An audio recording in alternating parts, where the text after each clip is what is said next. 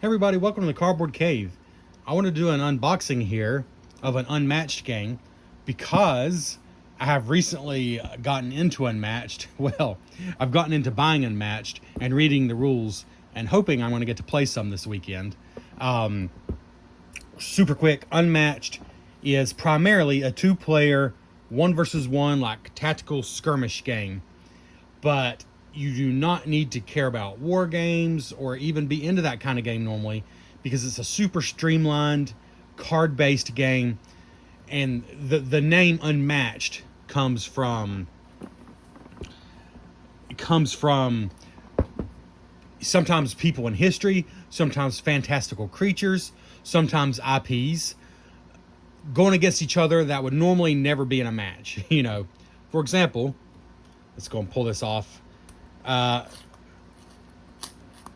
Well, maybe.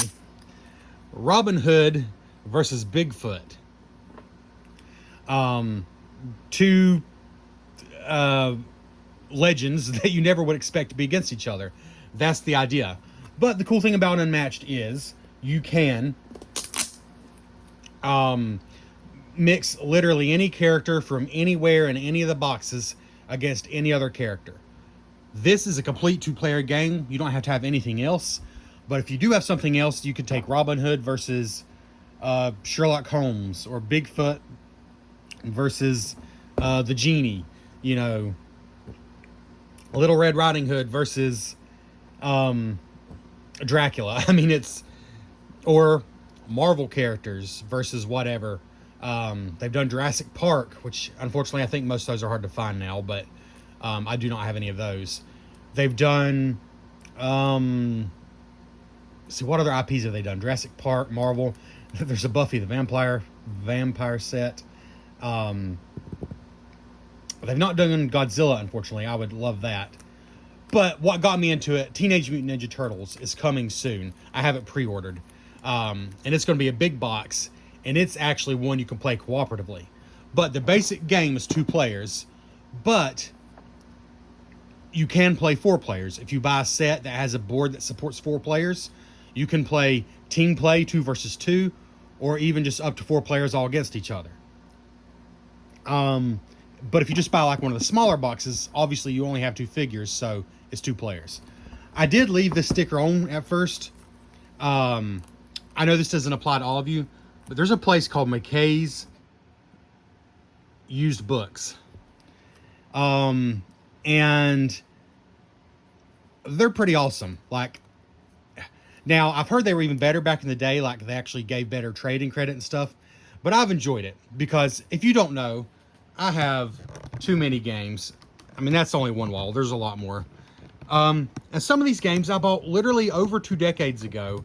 And I'm ashamed to say some of these games that I bought 2 decades ago, I still have not played, or maybe played once.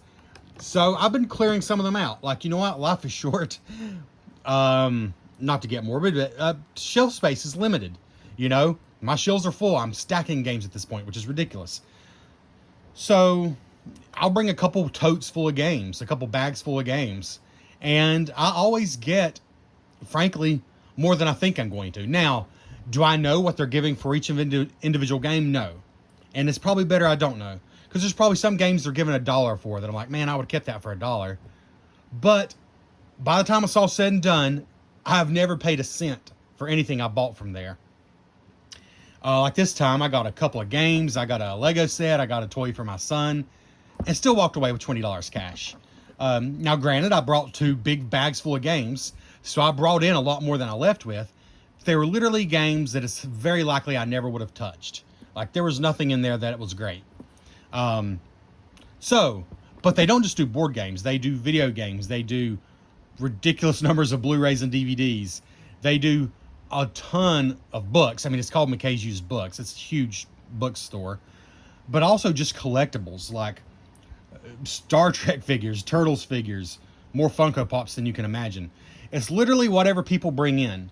But their focus is definitely more on nerd culture or geek culture, because sure, they have different versions of Monopoly and Clue, but I would say for the McKay's that I go to, and there's several locations, North Carolina, Tennessee, and I think they're in other places as well. But if you're near North Carolina or Tennessee, check it out. I know there are locations in both those states. I'm just saying, check out McKay's. It's pretty cool. And like in my case, I really don't make it to board game conventions. So, and shipping games on eBay is just so expensive. So for me, it's been a great way to clear up some shelf space of games that I really just don't care about. You know, because over 20 plus years of collecting, there's going to be games I don't care about. So that's the first part of the video. Check out McKay's. This is not a plug for them. I'm not telling you they give you a fair amount of trade credit. I'm saying, for me, it's been a lot better than nothing. It's been a lot better than letting these games just collect dust on my shelves. Also took just other collectibles and things I just didn't care about anymore. And I feel like I always get more than I expect. What they're worth? No, of course not, but more than I expect. Oh, by the way, last thing I want to point out here. This is a very out of print expansion. So why am I unboxing it? Because it's how they all work. You'll see what they all come with. The only difference is this is the only way to get Robin Hood and Bigfoot and this specific board. But every 2-player set basically comes with the same things. Every 4-player set basically comes with double that amount of things.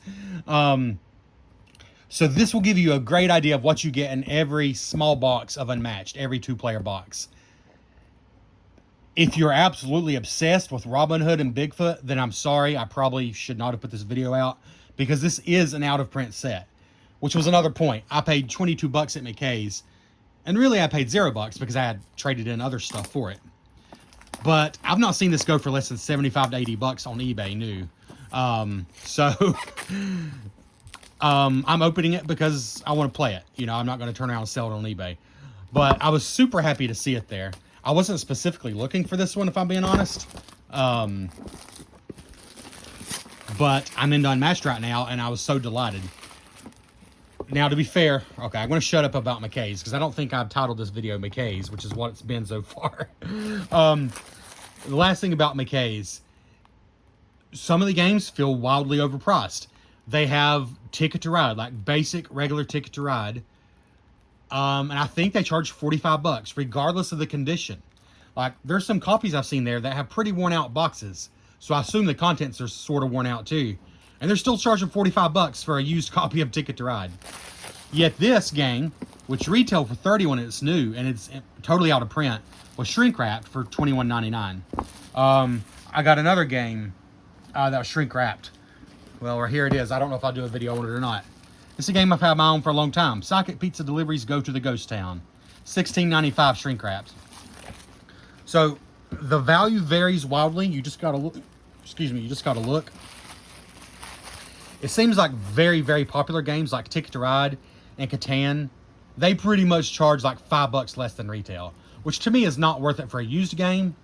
But if you're bringing stuff and have trade-in credit, maybe it is worth it, because you get a lot more in trade-in than if you get cash. I think it's like 35% more if you take credit instead of cash. So what I do is I take like whatever I'm spending. Like, we bought $70 worth of stuff yesterday, me and the boys. So I got $70 in trading credit, and then I got like 20 bucks in cash. If I just taken straight trading credit, it would have been more, but they're willing to split it up, is what I'm saying. Okay, so here we go. I'll shut up now. I said I'm going to shut up about McKay's. Me and the boys have really been enjoying McKay's, so I just had to say something. I had to talk about it a little bit. I'm sorry for going on about it. But again, this one is hard to find now, but this is what every single 2-player box is set up like. I believe $29.99 is the normal price for a 2-player box. You have the rules, you have the board, you have 2 characters, everything you need to play a 2-player game. There are 4-player sets, like Slings and Arrows is one of the newer ones, and it's like a Shakespeare thing, which is kind of wild. There's also, what do they call them? There's 3 different ones that's like Volume 1, Volume 2, Volume 3. There's just like 4 characters throughout history, throughout mythos, and they match them up. They don't really have anything in common in particular. Oh, what is Battle of Legends? It's called Battle of Legends. So there's multiple 4-player boxes, but it doesn't matter. You can mix everything together. So here's a 2-player box. Here's the rules. Again, let's see here. All of this I mean, this tells you exactly what you get, but all of this is the rules for every single game of Unmatched. And I've read them. They are slim rules. There's not a lot to it. See, this is already the end. This is just examples here of combat. And then here is team play. So it actually gives you rules for team play. Although there's only 2 characters in this particular box. Icon reference. And they must... The last set I got actually had a separate sheet, or sorry, separate page for things that only apply to this set, to the characters included. But they must have just either included it in here, or there's really nothing further that needs to be explained. Because I don't see specific information about the characters here. Yeah, so apparently these characters are self-explanatory enough that there's really nothing that's brand new they had to include. Because everything I'm seeing here is just in the regular rules. Anyways, it's easy to learn. Like, there's not a whole lot to it. But each character is totally unique, and that's what really sets it apart. And let's try to get you a better view here. Each character is so asymmetric. So here you have dials. Like, Bigfoot comes with a what do they call it? Not an assistant. An ally, I think is what they call it. Again, I've not played. I've only read the rules and obsessed over it, but I've not played it. His ally is the jackalope, and it's actually a pretty powerful ally because it has its own health dial. So what you do is you stack these on top of each other, and then it's cool. You turn it to choose your health. Then we got the board next. So let's go ahead and spread that out here. On this side, we got, I believe this is Bigfoot's area. Was it like the Serengeti? Not Serengeti. Oh, the Yukon. Yeah, it's like the Yukon. Like a rocky area here. But what you'll notice is the board, it might take a minute to get used to it because it has very obvious spaces. That is for clarity. So you always know what spaces you can move to with these black lines. But also for ranged attacks, the zones are important. For example, anyone in this gray zone can attack anyone in an adjacent space. So like if you're here, with a regular attack, you could attack here, here, or here. These aren't connected because it's over a cliff, basically. These aren't connected because it's through trees, basically. But if you were here, you could attack here or here. But if you have a ranged attack, you could attack anyone in the same zone, which is just the same color. So if I was here, I could attack any of these gray areas, including these multicolored ones, and even over here. Because you can just imagine you're standing there with your, your arrow or whatever, your bow and arrow, and you could shoot to any of those spaces. But you can't shoot to any other spaces. And it usually kind of makes sense. It's like, if you have a ranged attack, why can't you shoot there? Well, look, there's trees right between you. Like, the maps actually are somewhat thematic, and I appreciate that. The other side is Sherwood Forest, because it is Robin Hood versus Bigfoot. And this one's pretty straightforward. It's like a big oval and then some pass through in the middle. So that's quite a bit different than that one. You basically make a big lap, but there are some cut throughs in the middle. So like, if you have a ranged character, which Robin Hood is, here in this sandy area, or dirt, whatever it's supposed to be, it would be pretty powerful, because all the way from here, you could hit all the way over to there. So, anyways, that's the boards. I like the boards a lot. Some of the newer sets, they give you a reverse side of the board that makes these less obvious, so you can see the art better. But honestly, although I'm not normally for covering up art, this just works so well because you don't have to guess. Like, it makes it very simple. Let's see here. And then, for a standard priced game, you get a deluxe insert in every single copy of Unmatched, and I love that. And in my experience, they do fit sleeved cards. So here's just the plastic pieces to put your dials together. Then you've got the ally tokens are poker chip quality for every set of Unmatched. There's no cardboard ally tokens. So here is the jackalope token. It's like poker quality with screen printing. And then Robin Hood. I guess this must be the Merry Men. They sure are creepy looking. some creepy looking merry men. But yeah, they're good quality. And look, the box is just fantastic. Robin Hood, and it's even marked. Robin Hood goes right there. Jackalope goes here. And we'll look at the figures last. See if I can open up some cards real quick. Again, this is not to give you fear of missing out on this particular set, because they're all this nice. And literally, what I've heard everyone say is just pick the one that appeals to you, because you can't go wrong.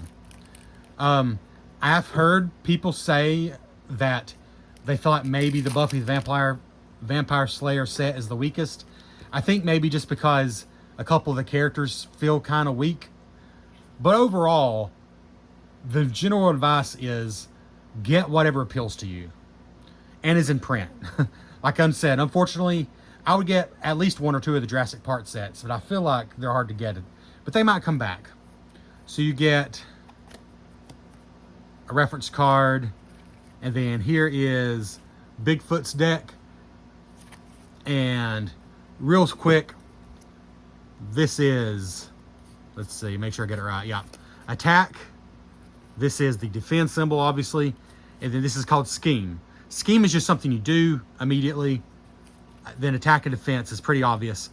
But if I played this card, this is telling me, by the way, Bigfoot is apparently one of the most powerful creatures in the whole game, because an attack of 6 is crazy high. But what this is telling me, only Bigfoot can use this card. So in other words, anybody could use that card, which would mean the Jackalope or Bigfoot. Only Bigfoot can use these cards. And I don't know, is there a specific card just for the Jackalope? Yeah, only the Jackalope could use those cards. So in this case, if I chose to attack, Bigfoot is not a ranged character, so he would have to be adjacent. So let's say I'm attacking Robin Hood in this space. I play this face down. Robin Hood can choose if they want to or if they can play one defensive card face down. And there could be a little bluffing there because they may choose not to. That doesn't necessarily mean they don't have one, but it might. You flip them over and you simply subtract the defense value from the attack value. And the defender takes that much damage. If it has an instant ability, you do that first. If it has a during combat ability, you do that after any instant abilities. Then you compare the values. So for example, let's see if I have another. Here's one, Savagery. So after combat, so you'll compare the values. Then after combat, if you won the combat, which means you dealt at least 1 damage, you deal a damage to each fighter adjacent to Bigfoot. Now in this case, the rules are very clear. Even if it's the Jackalope, even if it's your own ally, or if you're playing a team game, even if it's a teammate, you still have to do it. You can't not do that. But what you're hoping is Robin Hood's still beside you, which he will be unless he had a ability that let him move back after a combat, and maybe Robin Hood's allies. So that's that, you know. You just give you one more example. Here's one that you can use for attack or defense for a value of 4. Hoax. After combat, move your fighter up to 5 spaces. You may move that fighter through spaces containing opposing fighters. So again, it's pretty clear. There is a lot of text, or some text, but it's pretty clear about when it's used and how it's used. The only thing I haven't told you is this.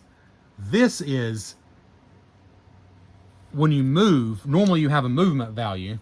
For example, it's 3 for Bigfoot. You take 2 actions on a turn. Basically, and I'm not going to give you the full rules, but it basically comes down to move, attack, defense, and I believe scheme would be the other option. So Bigfoot can move 3, but if I discard this card with it, you can add 2 to the movement. Okay, so that's what that is. Again, read the rules for full rules, but that's the idea. The only other type of card I've not explained are the scheme cards, and you just do what it says. You play it. It's not an attack. It's not in defense. You just play it for one of your 2 actions. Move the Jackalope up to 5 spaces. You may move the Jackalope through spaces containing opposing fighters. Obviously, you can't normally do that. You can move through allies. You just can't stop with the same space as allies. But opposing fighters, you can't move through normally. All right. And then you deal 2 damage to any one adjacent fighter after you've moved up to 5 spaces. So the scheme cards can do damage, but they're not an attack. And unless the character has a specific card that says otherwise, I don't think you can do anything to defend that. It's not, because it's not an attack. Anyways, you got a variety of cards. Not a ton of different ones. It's enough that if you've played a character, and I think it's always 30 cards in a deck, it seems like. But if you've played a character a few times, you have a good idea of what's in the deck. And that's the idea. Yeah, these both have 30 cards. You have a good idea of what's in the deck, and that helps you plan. So maneuver, scheme, and attack. Okay, those are technically the only 3 actions, because defense is just something you do automatically if you choose to play a card for defense. So maneuver is basically you draw a card, and then you move your fighters. Okay, yeah, that's your 3 options. Maneuver, which means play a scheme card, draw a card, or attack. Or move. That's your 3 options. Pretty simple. So, I guess we can look at Robin Hood's deck real quick. We're not going to go through them. I'll just flip through them for you. Oh, the art style in this game, it varies a little bit from set to set, but there is a consistency as well. But overall, it's a really lovely art.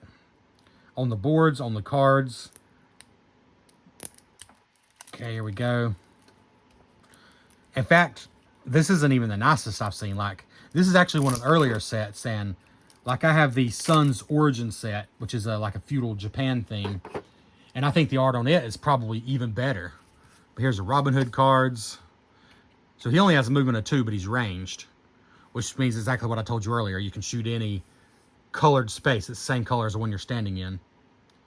The sidekicks are the outlaws, and they're only melee attack. That's what that's telling you there. And they have no health meter because they're just 4 of them. They will just start next to Robin Hood. So just a few cards here. So 5, I assume that's his most powerful attack. But that's pretty powerful. If you discard it, it's a movement of 4, so that's a lot of extra movement. But you're discarding a powerful card there. Steal from the Rich.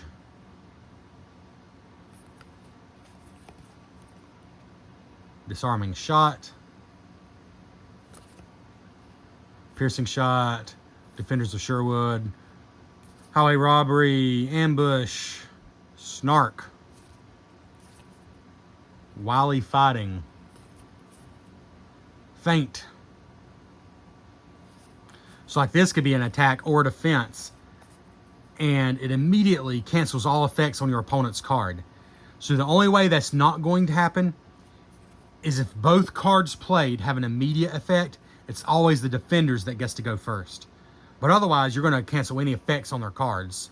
So only the number's going to count. And you have a lot of those. Regroup. After combat, you draw a card. If you won, you draw 2 instead. So, that just leaves probably the best part. And that's the miniatures.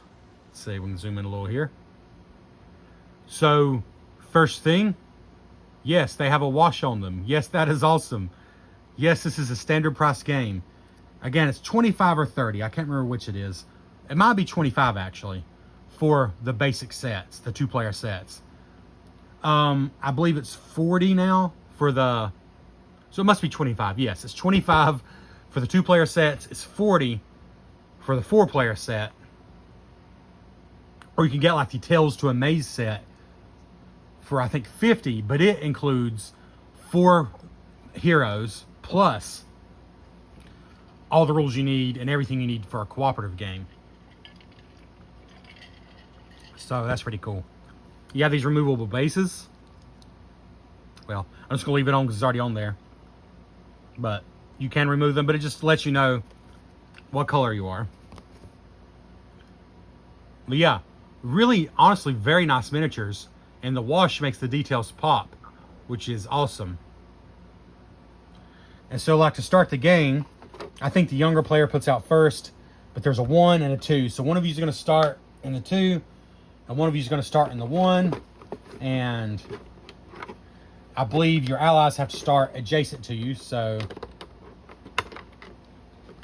But like I said, read the rules. I might be wrong about that, because he has 4 allies, so yeah. They can't all be adjacent to them if I start there. So anyways, your allies are going to start close to you, I'm pretty sure. Something like that.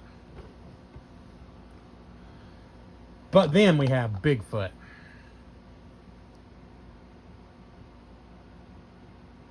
And he's awesome. Look at that detail. And I'm just going to put it out there for the 0 game publishers who will ever watch this video that I'm doing on a game that's out of print. I'm stupid. I finally do a popular game and it's an out of print copy, a version of it.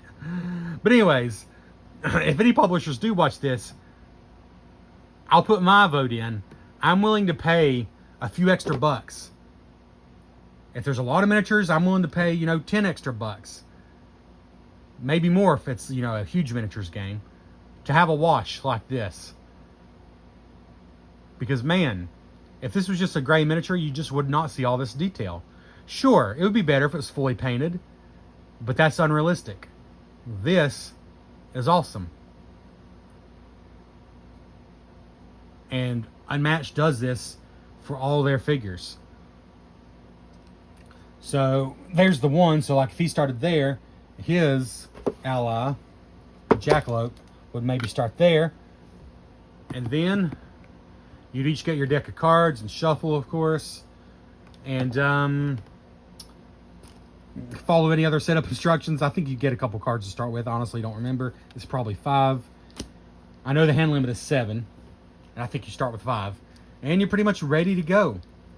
You're going to be maneuvering. You're going to be scheming, which is basically taking pot shots. And you're going to be going up and just walloping on them.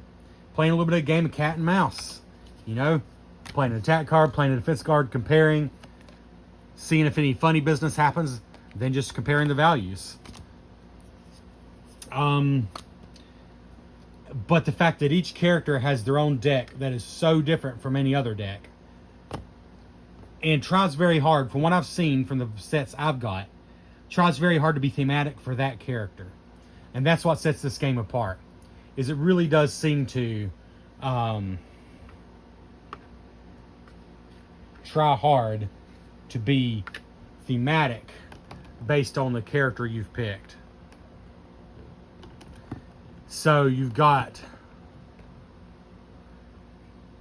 truly asymmetric gameplay that's still very easy to learn, because at most you might have a few sentences that you need to know about your character. But for the most part, for example, both these characters, all you need to know is on the cards. It's the cards that really make them unique. So yeah, it's just a cool idea that you can have such asymmetry and theme, but without tons of extra rules. You have the same core rules. That's 98% of the game every time. And only occasionally will you have to have, hey, you're playing the Invisible Man. Well, here's what your fog tokens do. That is different. That's a new mechanic. That's from the Cobble and Fog set. Or your, what's another example? Your Robin Hood. You just need to know your range. But that's printed right on your card. There's really not much to remember there. So yeah, I'm impressed with the beauty. I'm impressed with the simplicity of the rules.